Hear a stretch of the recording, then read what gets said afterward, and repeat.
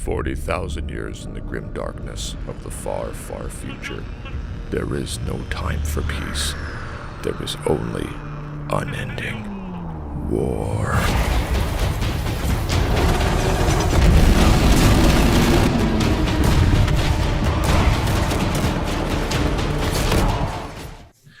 Welcome back, my friends, on our third adventure learning about the various factions and races of the incredible tabletop game, Warhammer 40,000. I'm here to guide, or at least hopefully inspire you in choosing your first Warhammer army based loosely on lore and a very general playstyle. If you haven't yet, be sure to check out my other two videos, Choosing a Space Marine Army and Choosing an Imperium of Man Army. I'll be sure to put the links below. Today, we move away from the humans and super soldiers of the Imperium and traverse the ocean of real space to talk about the many Xenos races. At least that's what the humans in the setting call them. Vying for a spot in the vast galaxy, or simply just trying to survive as a species from the continuous onslaught of the multitude of threats the universe has to throw at them.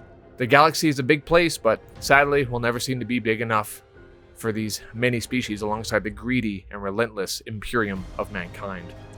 Now, I'm not gonna lie, my favorite faction is in this list, and I want you to guess which one it is in the comments below once you've finished watching. Just for a fun interactive thing, you know? So without further ado, let's power up the warp drives and go over the data slates and get up to speed on these unique, powerful, and very ancient races.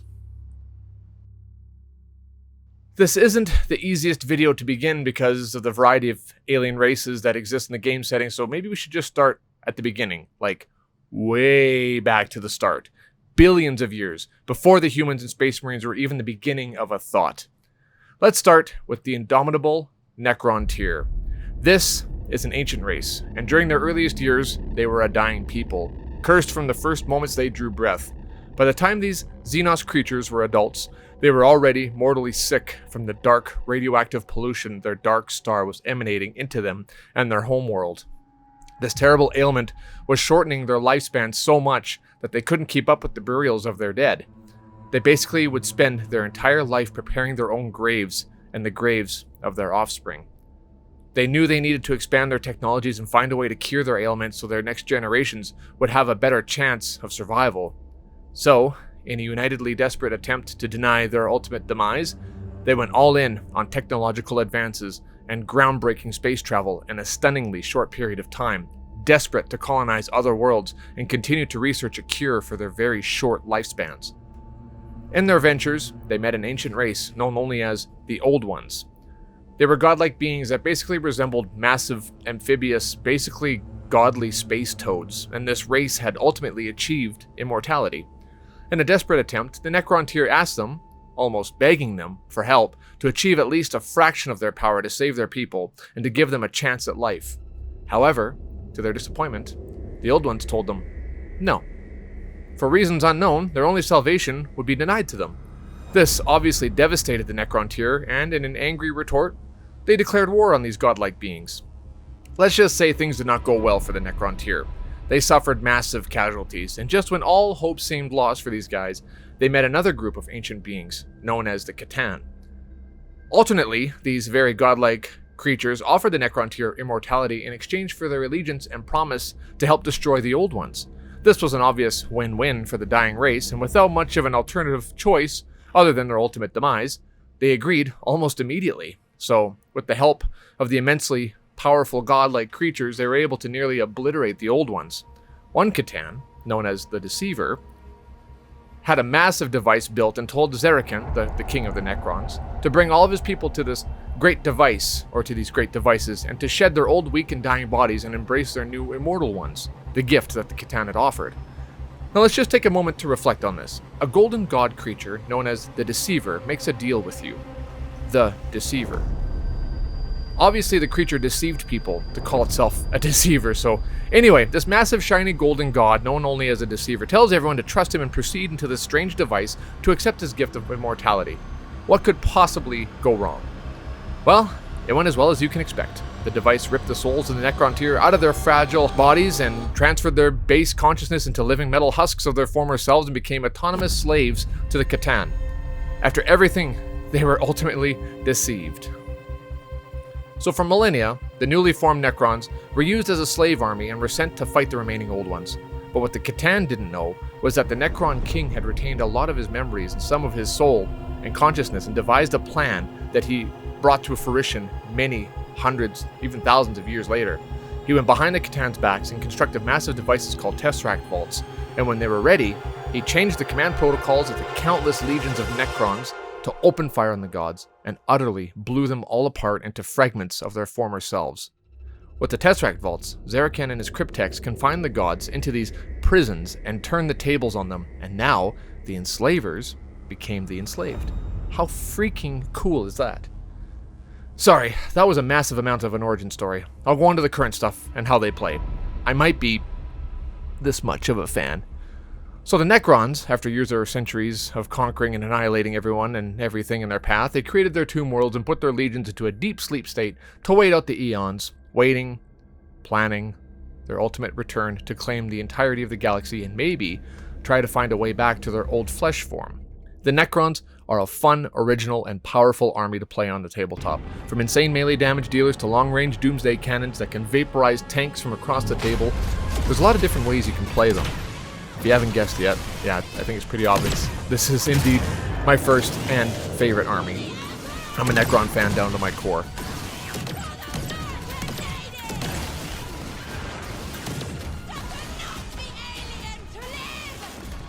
One of the main reasons I love them so much is the fact that they can reanimate and heal every round. You can have hordes of Necron warriors, and after they get mowed down by gunfire, as long as at least one of them is still alive, and once the attack is over, you can roll dice, they stand back up as though nothing happened. They are persistent and have some great tricks up their sleeves. They can be played in a multitude of styles, ranging from heavy firepower to hard-to-shift melee units like the Lich Guard. This is my favorite army, probably because they look so much like Terminators. And no, not these Space Marine Terminators. The real Terminators.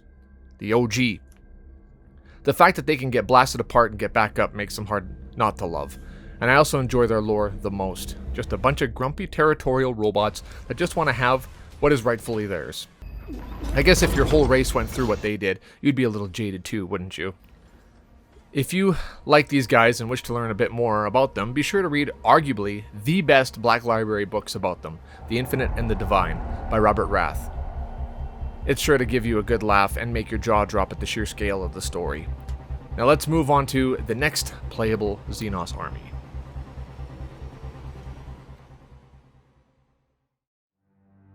The next army will be one of the Necron's eternal enemies, who were created for the sole purpose of fighting them. A psychically gifted race birthed to defend the Old Ones against the Catan and the Necron tier, the Eldar are an ancient species of monumental psychic power and immortality. These space elves go back almost far as the Necrons and were left unchallenged for millennia after Necrons went down into their tomb worlds to sleep out the eons.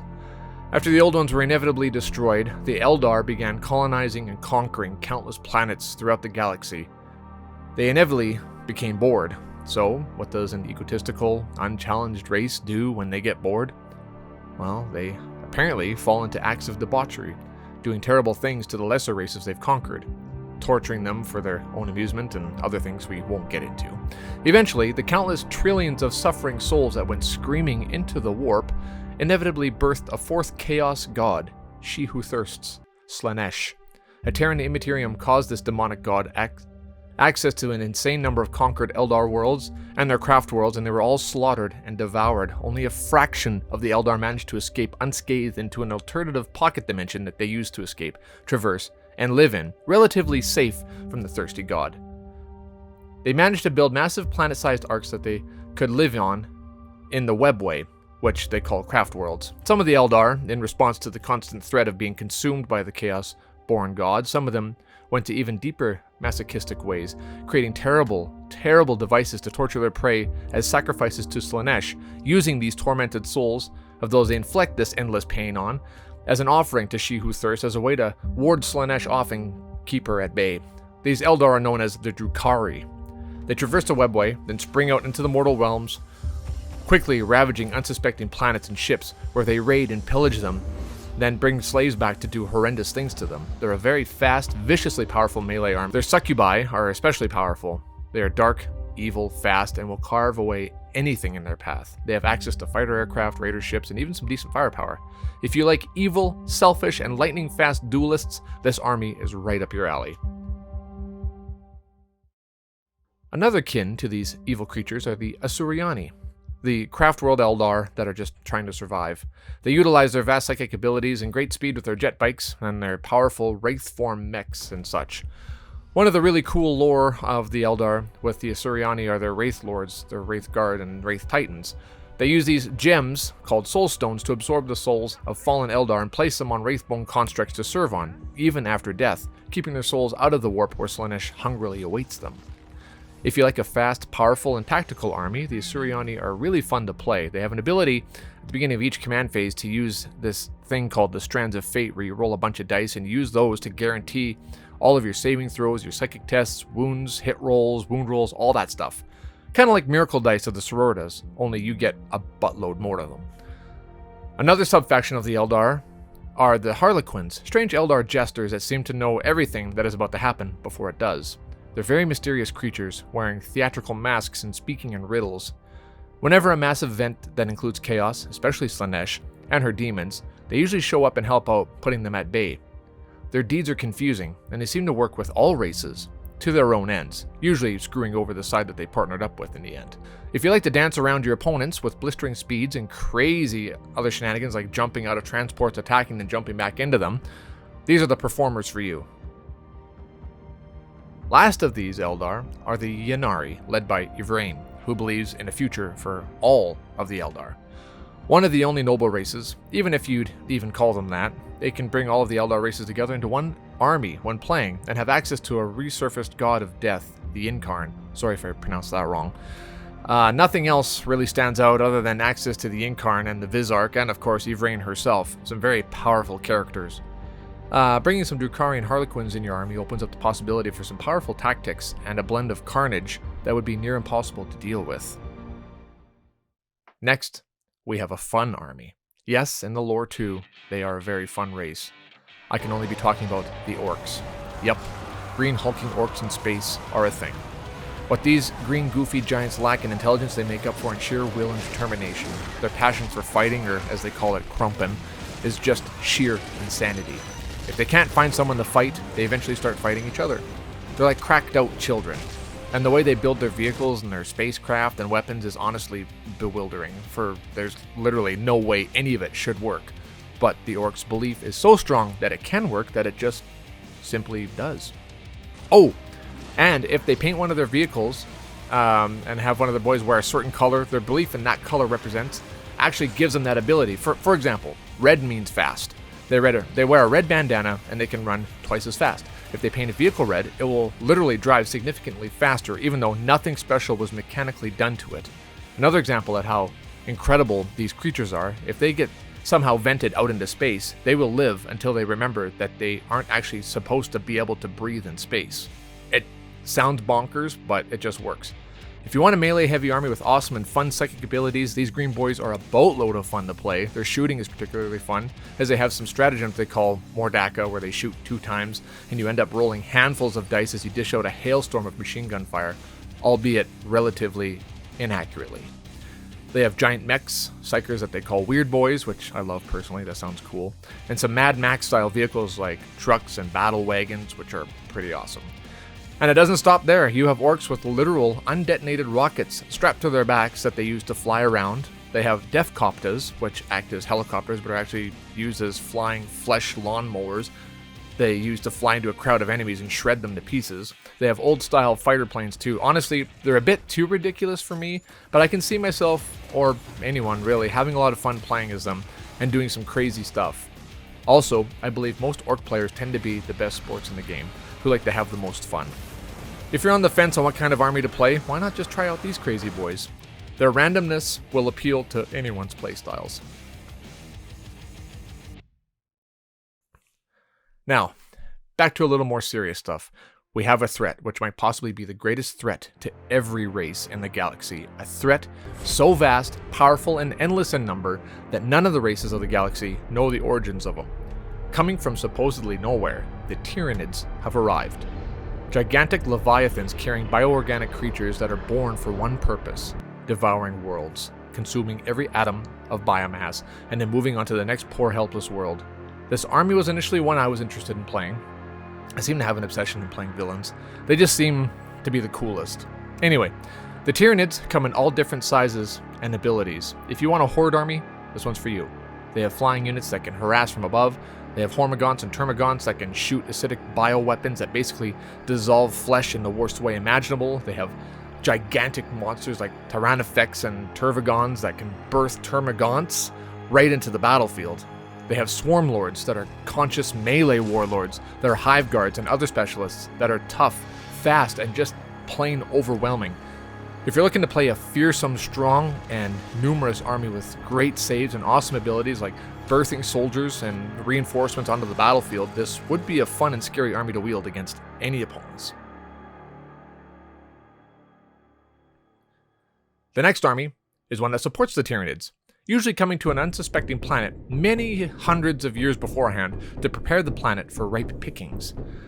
Like a cancerous seed, the Gene Stealers fester in the underworld of a planet, breeding and mixing organics with the populace to create near-human hybrids that live deep underground, build up their forces generation upon generation, spread to every major settlement around that world, waiting for their moment to rise up and overtake the planet in preparation for the arrival of the three-armed Emperor.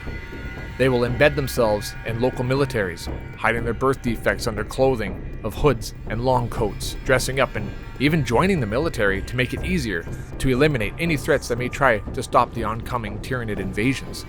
The Gene Stealer cult is a very maneuverable army with some fun, quick attacks that can throw the enemies off guard, and can get some powerful units like Abominants in the faces of threats early on as they breach the surface.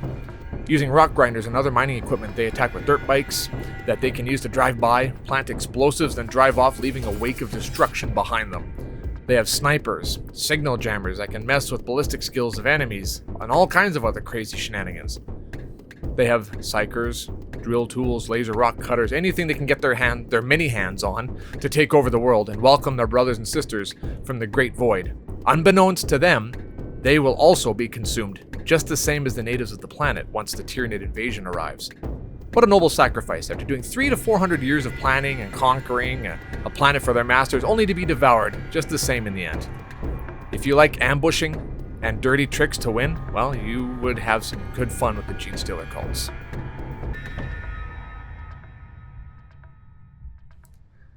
Next, we have a new race that hasn't been seen in the game in quite some time. We have here the Leagues of Votan, an army of space dwarves that I know, unfortunately, very little about.